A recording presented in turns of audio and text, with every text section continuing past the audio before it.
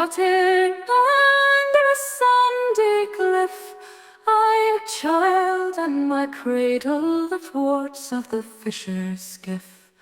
Dark was the night without, the wind swept over the lea, the cry of the curlews calling, and the weary wash of the sea.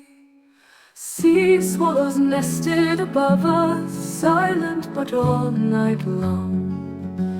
Sleepless the cold waves gathered, pouring tonight their song. They sang alone in the darkness like hooded monks in choir, and the long, long beach was lighted with flames of the white sea fire.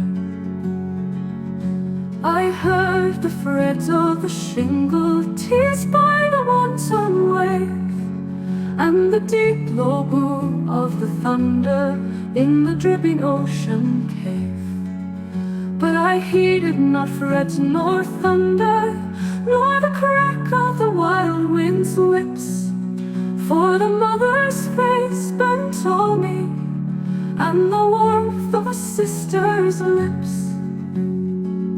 Years have sped since my childhood, and all the visions of yore passed like the spirits of dreamland, haunting a ghostly shore.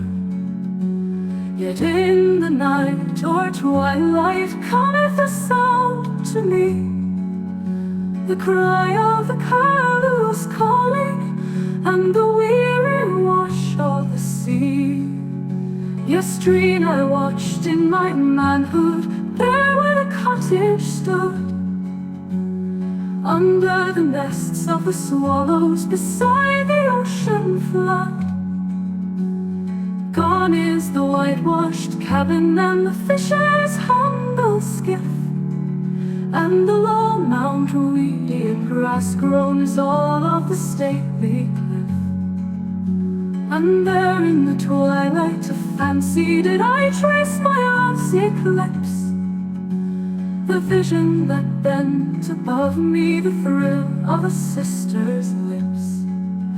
God, thou art just, and somewhere in thy myriad mansions blessed, mother and sister are watching the face they once caressed.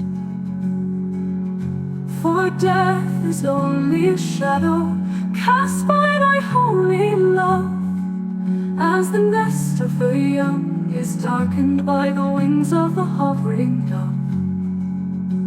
Swifter and swifter downwards thy spirit swoops to us, couched in the warmth of his shadow, winged multitudinous.